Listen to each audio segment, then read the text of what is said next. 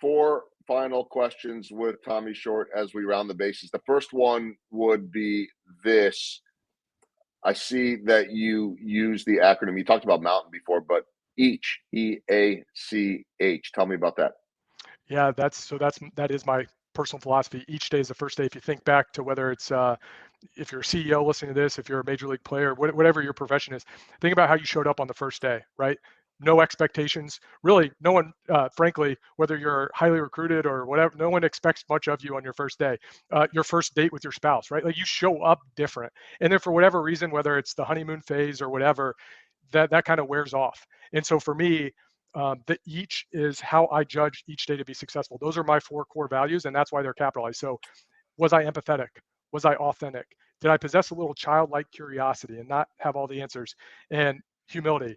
So that's how I judge success. I don't need anyone else for those four to happen. And so I know that if I treat each day like the first day, I'm probably going to have a pretty good day by my own standards. Yeah, I love that. Every single one of those are important to me as well. I hadn't thought about them in terms of that acronym per se. I know I talk about empathy in almost every speech, and I don't think. I mean, authenticity to me is everything, and that I think that's true in everything that I do. It's certainly true on television in a world where it can be so fake so often, and we know that that can be true in a lot of professions. All right, second question as we round the bases. Did you have a aha moment, a whatever type of moment with the whole Everest excursion? I mean, those are once in a lifetime type of deals. Yeah, I did. So it's you climb the equivalent of Mount Everest 36 hours. They started at 6 p.m. on Friday, or 6 a.m. excuse me, and ends on 6 p.m. on Saturday. So it's just they start the clock, and it's you can sleep as much as you want, you can eat as much as you want, you can take a break as much as you want, whatever. So did 8 the first day, and I was with two other guys, and they wanted to do another night one. I'm a morning person, so I was like, I'm going to get off my feet for a little bit. And I knew going in two things were going to happen: adversity and a dark conversation in the 6 inches in between my ears. So that conversation for me happened at about 3:30 on Saturday morning, and it was the self-defeating self-talk, right? Only 60% of the people finish this. What makes you think you're one? Just it was bad stuff. Like it was not good. And there was one question, and I still get choked up thinking about it. Was and it stopped everything. But that went on for about 30 minutes. And the question was this, Joel: are you okay? And at the time, my girls are 1 and 3 then, so 2 and 4 now. But are you okay at some point in the future, whether it's in 3 weeks, 3 years, or 30 years? Are you okay? Excuse me. Are you okay telling your girls at some point in the future that when life gets hard, you can tap out? And if you're okay with that, then stay in the tent and stay under the covers and stay warm. But if you're not okay with that, get your butt up and go finish what you started, because there's more left in the tank. And again, I didn't want to have that future conversation when I got home, and I certainly didn't want to have it in 30 years. Not to say that if I would have left everything on the mountain and didn't finish, that I would have been okay with that. But to not finish because I was a little uncomfortable, I wasn't okay with that at my core. That's not who I am. That's not, what's your 86? That's not my personal standard. So it was it was not wanting to have that future conversation that Man. really allowed me to finish. So Well, first off, appreciate the vulnerability yeah, and the authenticity. And look, I mean, I think all of us can, especially when it comes to our kids, we can relate to that. And I'm sitting there thinking about, as you're talking about all of this, and it'll segue into my third question, which was going to be my fourth, but I'll make it the third. Is I can remember all those times of reading books to my kids. Now they're both in college. They're asking me how to solve some math equation, and I'm like, I don't know what you're talking about. Like, so I don't need to tell you to bottle it up and savor it as long as you can, because it doesn't last. But those memories last, and the impact that we have on our kids, and then the impact they have on us clearly that sits with us hopefully for life in the best of ways, in all the ways. So I want to dive deeper into the book for my third question. I mean, again, chalk this one up without knowing you until the last hour. You pretty sure you didn't dream of writing a children's book when you were growing up, but it has to be just the most incredible thing now to have this children's book. I'm curious about the book, Overcoming Any Mountain, the connection with your kids, but also I know that there is a deeper connection on your wife's side of the family too.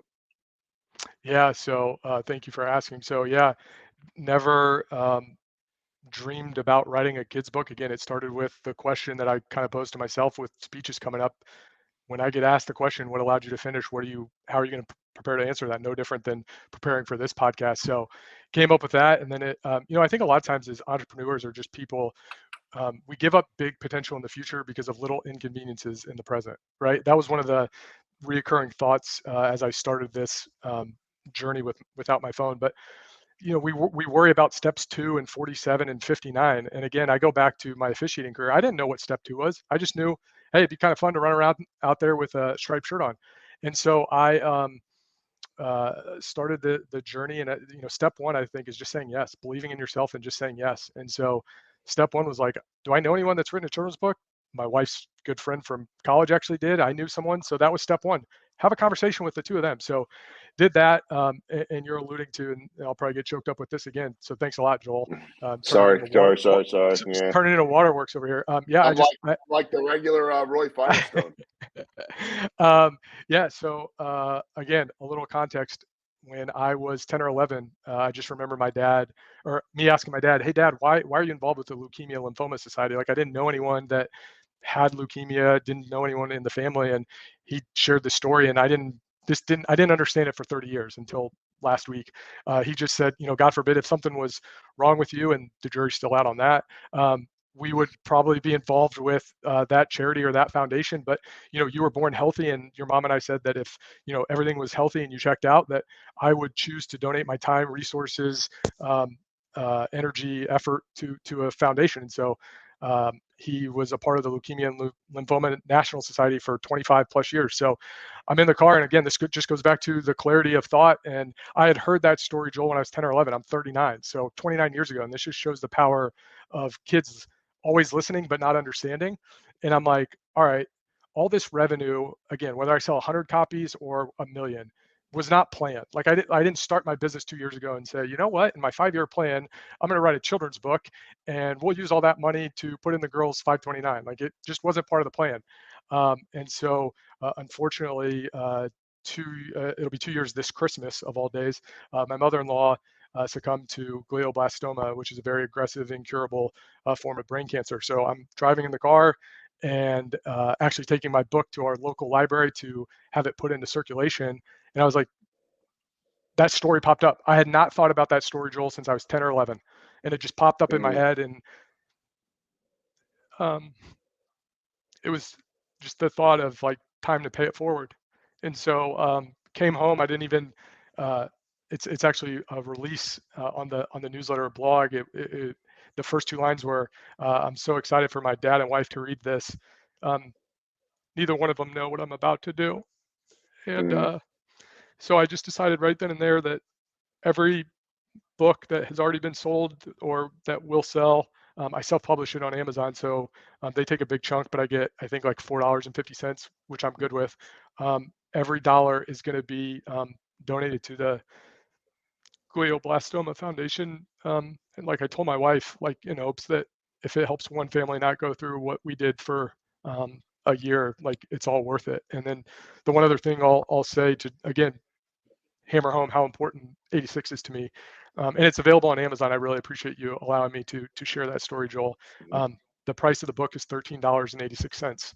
I climbed the mountain 13 times, and 86, you've heard it a couple times. It means a Yeah, lot to me. So thank you for allowing me to share that. yeah, and thank you for sharing it. And we'll just encourage everybody. This is an easy one, and then you could support Tommy and such a selfless cause and such a meaningful one that go buy the book if you've got kids, if you've got grandkids, if you've got nieces, if you've got nephews, if you've got friends that have kids. Basically, if you know anybody that has a kid that they want to read to them or you want to read to them, just do it. It's a great way to be able to support such an important cause. So we'll round it out. I was going to round it out with that, but the two fit well together. And so I'm a segue kind of guy. So we'll go a little bit more lighthearted to end it, which they always say with the speaking too is, if you're going to take them down to the bottom emotionally, bring them back up a little bit. Is there anything from the world of officiating? I don't think it's being yelled at by Phil. I was going to do like the whole who is the toughest referee, but you probably get that question 10 times a day. And I hate asking the same darn question that everybody else asks. I mean, you could look at the pictures on the website. If you were interacting with the Bob Huggins of the world, you've heard some things, or fill in the blank, whoever it is. What do you miss the most about being on the court? Uh, I would say just the um, being with two other guys, right? Like being in an arena of 15,000 people, and half the people hate you and the other half hate you a little bit less because the call just went against them. But just knowing that it was a performance, and being out there, and that, in the midst of all of the chaos, right? Still being able to go out there and try to do our best and try to be the best team. So that's the one part of the officiating that I do miss, is the interaction with the other two guys, knowing that you're essentially on an island for 2 hours. Now, all the other stuff which you're familiar with, the hotels and the flights and the 4 a.m. wake up calls, like that's all for the birds. But yeah, man, that's something like speaking only fills about 50% of that bucket. It's Yeah. really hard to explain, like being in the college environment on a basketball court, man. It's the bands and the students who are overindulging in their favorite beverages. But it's really hard to replicate that environment. And for me, as much as I love speaking, that only fills about 50 or 60% of the bucket. But yeah, man, just being out there on an island was it a remarkable, unbelievable feeling. There's a rhythm to all of it that I don't know that anyone can explain unless they're part of it, right? And I guess everyone is a part of it in the sense that if you were to take away their ability to be a fan, hey, you can't. Let's do Tommy's experiment, but for 1 year, you're not allowed to go to a sporting event, watch a sporting event, pay attention to a sporting event. You would lose your rhythm.